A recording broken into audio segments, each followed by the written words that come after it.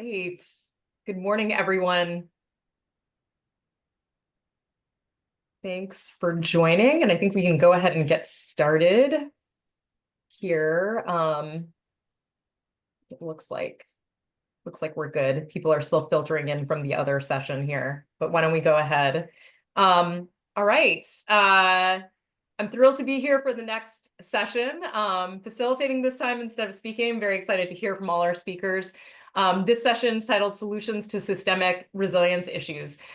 In the last session, we talked about the front lines of climate impacts, the very specific challenges that local jurisdictions have been facing, what they're doing about it. In this session, we're going to zoom out a bit and talk about larger trends and shifts that really cut across jurisdictional boundaries, including state and national boundaries, and how our amazing panelists in their leadership roles are thinking about how to meet these challenges.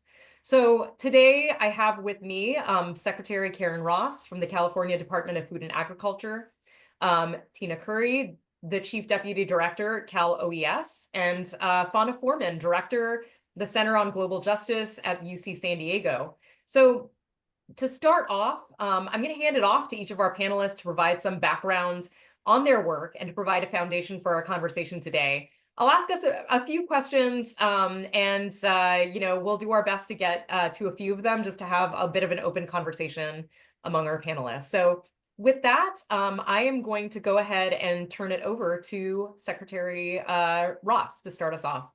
Hi, thank you, Rita, and you please call me Karen. I'm going to try to cover the largeness of California agriculture in just a couple of minutes, because it is unique, not only because of the size and scale of what we represent, but the crops that we're able to grow, because we have this very unique Mediterranean climate that lets us plant and harvest almost every day of the year. When we look at the contribution of California agriculture, it's about 1/3 of this nation's vegetables and 2/3 of the fruits and tree nuts. We're also the largest dairy producer in the United States. So our product goes across the state, across our United States, and we are also the largest agricultural exporter of crops that go around the world. And what I'm especially proud of is the way in which we grow it with sustainable practices, and the nutrition aspects of all the fruits and vegetables and things that we want people to have more of.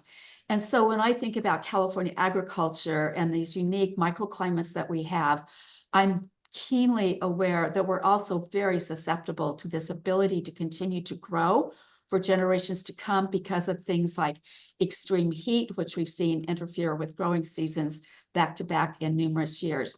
I think about the loss of chill hours, which are so critical to the fruit development of what we do. I think about wildfires, of course, and my sympathies. We all think of Los Angeles and what people have been through. But several years ago, when we had multiple wildfires, the inversion layer of the Central Valley created 30 days of contiguous wildfire smoke coverage that literally interfered with photosynthesis, let alone the concerns we have in extreme heat and working outdoors for our workers and worker safety. The one that I really want to spend a couple of minutes on is the one that gets lost quite occasionally, is the fact that invasive pests and animal diseases, and we're living through avian influenza right now, which is in the news, but because of 400 different crops that we're able to grow in this state, we're very vulnerable to new introductions of invasive species that come in through cargo, through visitors. But we also see that climate change means we have a longer pest season with more generations of devastating pests. And we're also finding pests that we've never seen on this continent before. And these are things that really demand immediate attention because they're devastating to crops.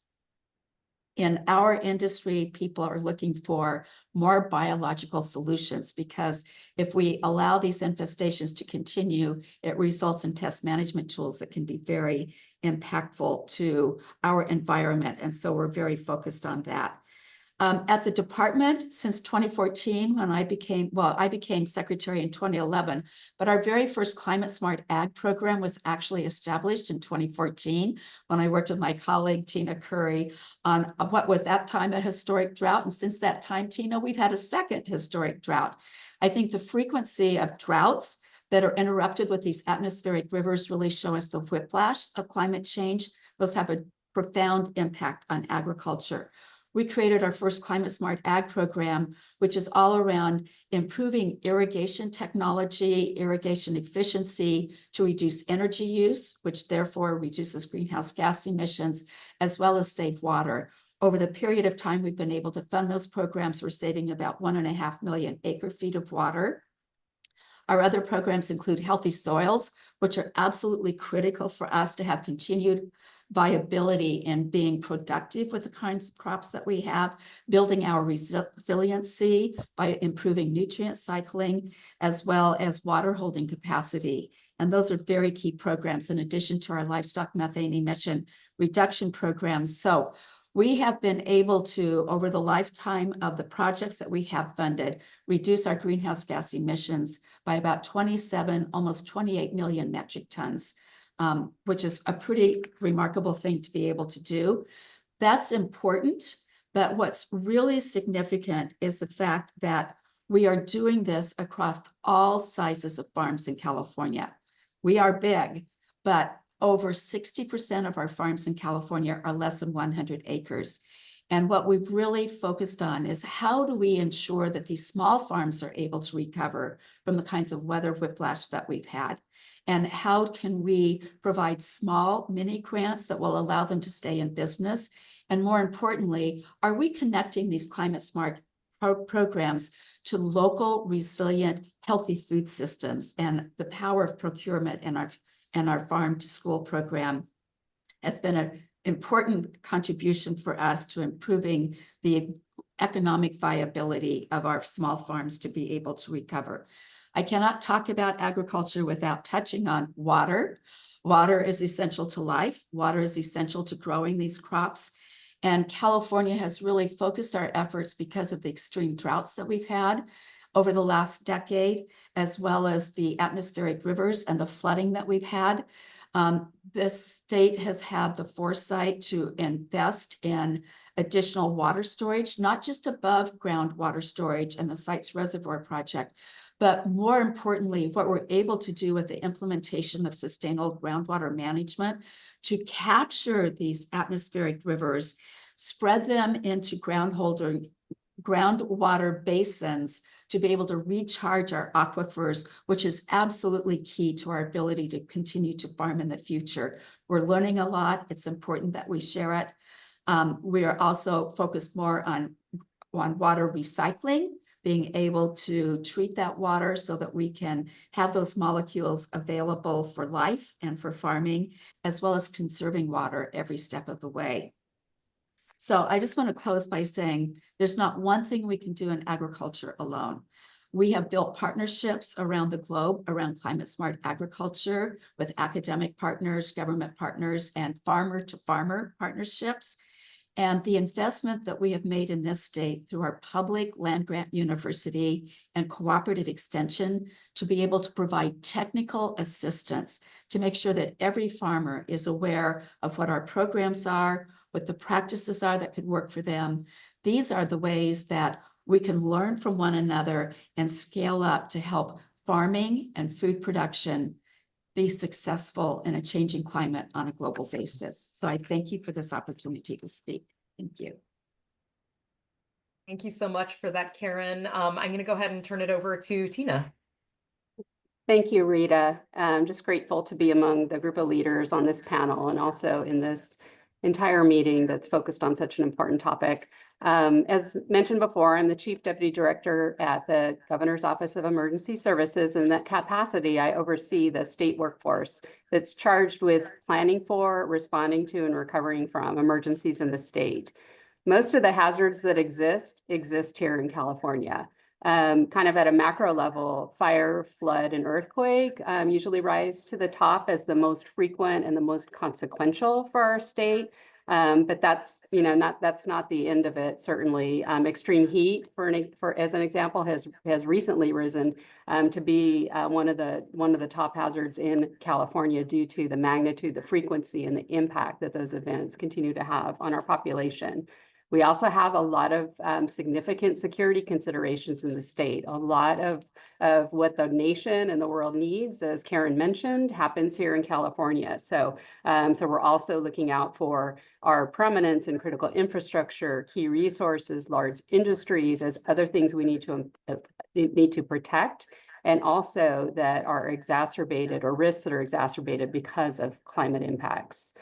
Cal OES is a state agency and we're responsible for emergency response, recovery from emergencies, planning for emergencies, and then importantly, the risk reduction for emergencies to bring down the impacts of these events. Emergency management is what that field is known as, and it exists in some form or fashion in every state and in every level of government. Cal OES, I think, probably has the most visible role in response to emergencies, but as important, but maybe not as well known, is our role to facilitate the recovery from disasters, as well as our helping communities invest in resilience. California's communities have a wide range of characteristics and capabilities, as you would expect, in the biggest state in the nation and the most diverse state in the nation. Our charge is to meet them all where they are and support them. And we use a surge strategy here in California to manage emergencies. Every day, emergencies are happening. Most of them are handled locally by your local officials. But we're part of a system that's designed to surge resources around the state, particularly in response, and even across the nation, because there is no one entity, especially in this day and age with these impactful events, that has all the resources and capacity that they need for the most catastrophic events. As part of this system, Cal OES orchestrates all of state government. Department of Food and Ag, among one of many in your large state government that has a lot of capability. And our job is to bring the combination of solutions that's needed for a given event, whatever that is. We are in fact fully focused on that in support of Los Angeles and the communities affected by these fires. We also oversee a statewide mutual aid system. I don't think anything else exists like it anywhere, where every municipality is signed up to help. And in fact, we move those resources around, mainly law enforcement, firefighting, around the state to meet the surge needs when communities need them. But our conversation today is focused on climate impacts and our collective strive to increase resilience and lessen the impact of these emergencies. Beyond the obvious prevention of loss, the return on investment for resilience makes a lot of sense. Former FEMA Administrator Criswell talked about this earlier. The studies show that $1 invested in resilience can save up to $6 in disaster response costs. And so Cal OES, as part of its charge, manages a number of programs that help communities make these critical, lasting investments in risk reduction. In fact, each disaster that is declared in California brings forth funding not only to effectuate the recovery and the rebuilding, but also funds to invest in more resilience. I'll pause there, but I'm happy to get into more detail as we go forward in the discussion today. Thanks. Thank you so much, Tina. And with that, let me turn it over to Fauna. Thank you. Thank you, Rita. I'm so honored to be here. You can share my slides now, Amelia. Thank you. That's great. So I want to talk about climate change as a systemic driver of accelerating displacement inside California and northward migration toward our southern border, where I live and work. In the last decade, climate disasters have forcibly displaced 220 million people across the world. By mid-century, scientists project that 1.2 billion people could be displaced, more than 10% of the global population at risk. Most of this will involve internal movement rather than large-scale international migration. The causes are both rapid onset disasters like typhoons, floods, wildfires, but increasingly slower onset systemic drivers, the topic of our panel, like rising heat and sea levels and irregular precipitation and agricultural breakdown. If warming continues apace, nearly 1/3 of the world's population will live in climates with a mean annual temperature greater than 29 degrees Celsius or 84 Fahrenheit. Currently only observed in sub-Saharan Africa. change the slide, please. As you can see in this CalAdapt visualization of projected mid-century average heat extremes, California is a regional microcosm of these global dynamics, with rising heat and wildfires, floods, displacing people from their homes and livelihoods in unprecedented numbers. Sometimes migration is the only adaptive response. Our commitment here to climate resilience must include serious and central attention to accelerating displacement within our state, including strategies like planned relocation and preparing our cities and towns for the arrival of climate-displaced fellow Californians. Now, I work on climate-forced migration at our southern border, all entangled in asylum politics and the surge of populist resistance we're witnessing right now across the world. Californians should care about border dynamics for reasons that are both humane and pragmatic.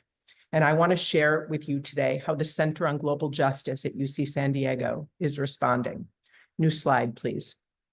Northward migration in this part of the world is typically understood as a function of poverty and violence, and this remains true. But climate change is a threat multiplier. It makes poverty and food insecurity worse, aggravates violence, and ultimately compounds the reasons why people take the risk, leave their homes, and walk north. A recent UN survey found that 72% of arriving migrants at our southern border work in agriculture or in ag-adjacent sectors, and that agricultural instability was a major factor in their decision to walk north. Studies show historically 70% more migration to the United States from El Salvador, Guatemala, and Honduras when local growing seasons are drier. What this means is that Mexican border cities like Tijuana will feel increasingly squeezed between northward migration pressures from the south and border closure and control from the north. New slide. At the same time, there is growing conflict between the migration rights community, those who prioritize safe resettlement, and the conservation community, those who prioritize ecosystems, wildlife habitats, and stemming biodiversity loss. We created this infographic recently for the IUCN, the International Union for the Conservation of Nature, to illustrate global hotspots where climate change is intensifying this clash. Our border region is one of these hotspots. Much to say about why and how the ecological impacts of mass migration are impacting California, no matter how big the beautiful wall and how divisive the political rhetoric. Borders are unrelentingly porous places. Finding common ground, very literally common ground for nature and people in this region, is our priority in the UCSD Center on Global Justice. My partner is UCSD architect Teddy Cruz. We lead a team of social scientists, urban designers, architects, engineers, environmentalists, and artists. New slide, please. We've developed a network of sanctuary spaces on both sides of the wall called the UCSD Community Stations, where we partner closely with border communities and public agencies, bottom up and top down, to build reparative spaces of dignity and sanctuary for nature and people. I will very briefly share one station, a migrant sanctuary we built at the edges of Tijuana in a craggy and polluted canyon adjacent to the border wall, and now the largest shelter in the entire US-Mexico border region. It's also the only shelter in the region centrally dedicated to ecosystem protection and management, which protects northward flows of sedimentation and pollution across the border. It's a cross-sector partnership with a Christian organization, Embajadores de Jesus, that was operating a modest shelter for Central American and Haitian refugees navigating prolonged asylum processes in the United States. New slide. Several years ago, we joined forces to increase their shelter capacity with an emphasis on sustainable construction and ecological restoration. This site now houses 1,800 people, next slide, and will accommodate an additional 2,500 people when completed in 24 months through a combination of dormitory spaces and family units for women and children. This is our brand new industrial kitchen, dining hall, and public porch. The project is getting attention, next slide, for moving beyond the transitory refugee camp model to an emergent sanctuary neighborhood model. Rooted in social capital and a sense of collective ownership, we focus on longer-term habitation, ecological restoration, educational and vocational training, and a circular economy. Next slide. Residents here participate directly in shared governance and daily operations, including bookkeeping, gardening, cooking, cleaning, maintenance, security, medical transportation, and youth education. We have not replaced the essential role of international agencies or governments, but we are modeling a scalable, community-driven, more cost-effective alternative. In fact, the city of Tijuana and the state of Baja have been excellent partners, helping to build a stable road into the site and helping to fund an on-site elementary and middle school, a huge victory. Imagine that, public support for educating migrant children. I close on this note and a commitment that drives our work in this sanctuary and has helped us to sort of build this model. When displaced people first arrive, they have immediate needs of the body.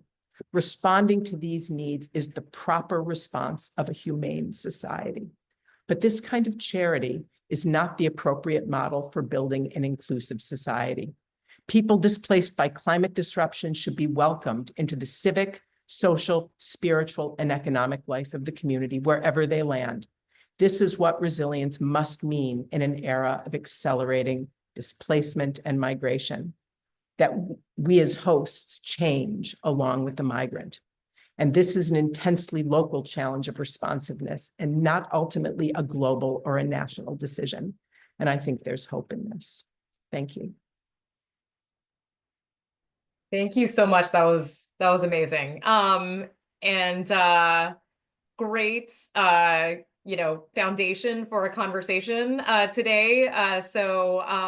Next I'm gonna kind of seed a few questions, and hoping all of you can answer, or anybody who's wanting to jump in. And I didn't say this before, but if folks do have questions, we'll see if we can get to them. Time's a bit limited, but we can certainly send them over to our panelists to respond to later. So please do feel free to drop some in the chat. So I'm going to start off by, first of all, you've all talked about critical challenges that we're facing related to adapting to our changing climate, whether it's, our food systems, the movement of people, and broadly, of course, how do we adapt our communities and our built environment? I want to start off by saying, are there key interconnections that you all see between these areas? How does that inform your individual and collective work? I'll just start because that was such great and inspiring presentation. When people cannot feed their families, they become desperate. And I think that there's so often we don't really grasp what that is because we've been so blessed in this country. And so when I think about what we can do here in California, because of the wide diversity of farms and farmers that we have here, I feel like with partners throughout our academic system, as well as government to government, we have a chance to be the living laboratory, to learn and share and to learn from others, which I think is critically important, so that what we do isn't about one size or one farm. It could have applicability with partners to be able to take this around the globe to address the issues that are really, really imperative for us as future generations to survive and thrive. I'll jump in if that's okay. I'd add that not only are there interconnections, but we have an obligation to look at all these considerations together in order to understand what's happening, how that's changing over time, and then take the right steps to change outcomes for the better. I'll carry on Secretary Ross's example of drought. Those are emergencies that persist for years. We'll be responding for years, but you cannot look at response to drought without understanding and solving the impacts to agriculture and in the food supply and the dependencies on that, the movement of people whose lives depend on those jobs and on those industries, the infrastructure impacts like subsidence and water supply that is affected by drought. And importantly, how the existing social dynamics of a given community are affected or how that affects their ability to withstand that long-term emergencies. So this has led to what I believe are really meaningful changes that Secretary Ross mentioned. We have different groundwater practices. Now we have different behavior about water conservation that is permanent, and we have new standards for water efficiency. So, so that's one way. Another thing I would point out here is the importance of data. There's so much data. We're really lucky in a lot of ways to have it, and it crosses all of our work. We depend on it as an agency because it's what we use to demonstrate and understand all the community factors that ultimately determine risk and how that's changing. There's no question these events are more intense, more impactful, getting worse. And so we constantly and collectively have to update our assumptions in order to make the right decisions for the future, and to, again, just continue continue the fight for resilience. And if I could just say, just very briefly, following on these comments, impacts will continue to intensify at least till mid-century, no matter how well we bend the warming curve and succeed in our mitigation efforts. And so frontline communities are going to continue to face the impacts of everything that we're describing here today. So we need to be thinking about immediate response and support as communities, confront these challenges, as we accelerate planning to both mitigate and adapt. Great, thank you so much. And all of y'all have talked about working directly with communities, you all work with sort of different communities. California is very diverse.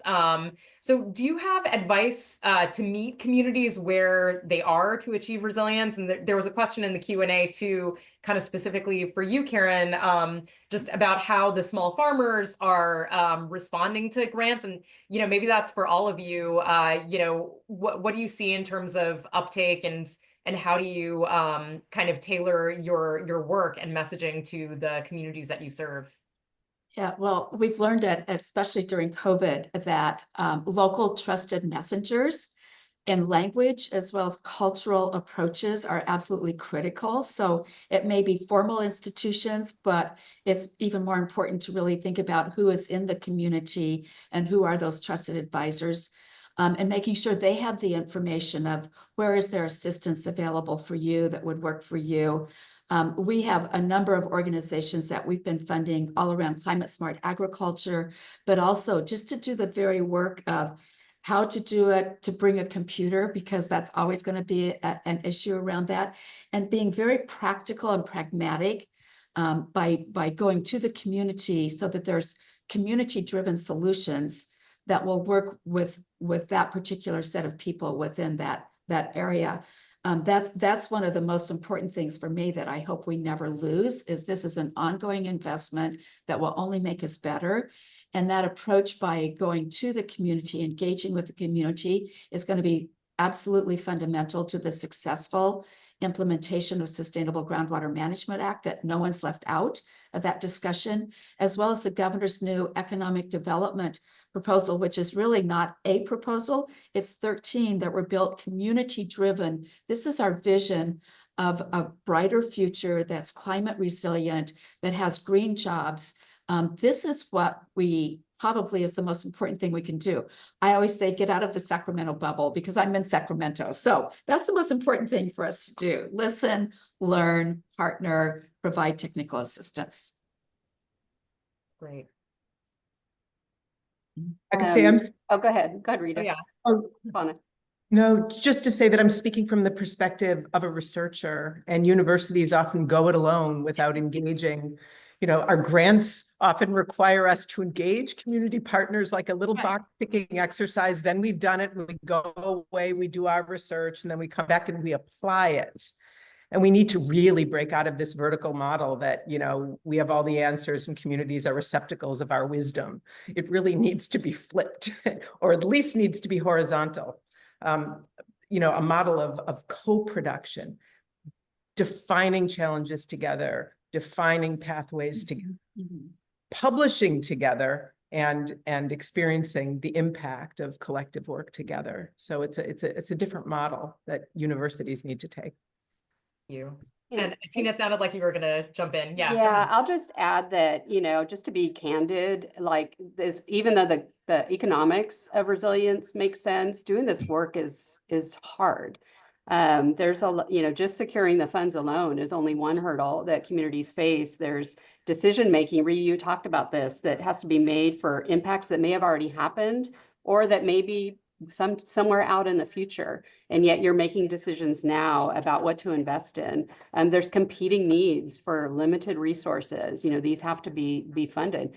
Government, unfortunately, makes grant programs really complicated to navigate. There's no two ways about it, and not to mention regulations and environmental view and all those important things. But I only mention these barriers to show that we do recognize that we should be listening and understanding, how to navigate those. We've done some pretty creative things to help communities. There's ways to come up with cost match for grants that are something other than cash, like in-kind services. We funded temporary bandwidth just to have a grant writer in some of our small underserved communities is more than what they're staffed to do, and just getting things off the ground in the most basic way is important. And also doing work at scale at the neighborhood level, kind of rallying a whole group of of households to do the same thing is very difficult. But it needs to be affordable, and people need to be incentivized. So we try to focus on those things and really go look at the basics things just to get things off the ground, and try not to overcomplicate it. And because it won't happen overnight or all at once, but it needs to happen one step at a time, considering all of the priorities in front of our communities. Thank you. That's such a great tee up for the last question. And I think all of you have touched on this a little bit because, as you've noted, we have competing priorities, right? And climate impacts are here now. And we have immediate impacts. We have like emergency response that we need to deal with, but we also don't want to lose sight of those longer term investments to address some of the drivers that you're talking about. If we don't do that, that slow change is going to just continue happening, right? So how are y'all thinking about that balance, and how do we continue to kind of inspire that long-term change, provide hope for a resilient future in the face of these immediate impacts as well? I'm happy to start. We will keep having emergencies. We will continue to respond to them. That is just the reality, and it's important that we never lose focus on that. The importance of saving lives, protecting property. We're going to learn a lot from the latest wildfires that informs response. But that's not and that could lead to a sense that is climate adaptation just out of reach, because we're always responding. And I would argue that it's not, and there's still a lot that can be done. There's ways that individuals can get involved. Communities are like yours, Rita, are work on resilience plans and hazard mitigation plans. Those call for community involvement and engagement, where community members can have a say in what's important and what it should look like. We can fund those plans for communities that don't have the resource to do it, and we encourage you to reach out to us to see how we can help you get those off the ground. We can of course help fund your projects too, and would love to talk to communities about that and what ideas you have. But also I would argue that I'm not sure that resilience gets talked about as much as it deserved. The actual work that's been done on the ground. Our local communities do a great job, but let's help them highlight the work. It's a tricky message because it's hard to quote, approve a negative, but look at all the disasters and the fires that didn't happen. Or the floods that didn't happen or have impacts on communities because of the work that was done. There's something like 800 fire-wise communities in California. That's incredible. There's a ton of flood control that's been invested in over the years. There's all kinds of examples of resilience work, and I think that if there's more we can do to help our communities highlight that and bring it to the forefront, perhaps it inspires even more. Thank you. I'll jump in very quickly because my staff would be upset with me if I didn't mention that we are in the process now of gathering input from across the state of California on an agricultural resiliency plan that we started working on at the beginning of the year. We hope to have that released. It's really building on what we've seen, the excitement around nature-based solutions, which can provide multiple benefits and allow for more partnerships on conservation and land stewardship and building a better California. So that's one area that I'm very excited to get rolled out by the end of the year, taking lessons learned and all the bits and pieces we have in other plants in California, but really making it an agricultural food production focus for the future. And it will include the need for more research and the ability to make sure we come up with practical solutions that can work for every scale of farm, no matter what they grow or what part of the state they're growing in. Exciting. We need to wrap up in a minute here, but Fauna, I wanted to see if you had any last words you wanted to share, thoughts. That's pressure, last words. But one of the things, Just for this session. one of the things that we are like keenly aware of here, working near the border where we are, is that our work is highly responsive work. So we're responding to needs and crises as they're emerging. Sometimes it feels like whack-a-mole because they just keep coming. But what we're trying to do is to help, get a handle on what's driving accelerating migration in our case, in the case of our research, because policy has been slow to respond to the crisis because we don't have a handle on the numbers. I just want to say this: climate change is very difficult to disambiguate as a driver of migration. How do you isolate the climate drivers from other conventional drivers of migration and what's pushing people? So policy has been slow, rooted in this idea that we just don't know yet. We haven't figured that out yet. So we're trying to accelerate the data so that we can clarify this once and for all. Thank you so much. And that was an excellent job closing us out. So thank you again to the great panelists. I know there were a few questions in the Q&A, so we'll share those. And thank you again, and we'll end here. Thank you. It's a pleasure. Thank you. Thank you all for a really great discussion. And we will now break for lunch. So we will see everyone back here promptly at 1:25. So yeah, we'll see you back here. Thanks again.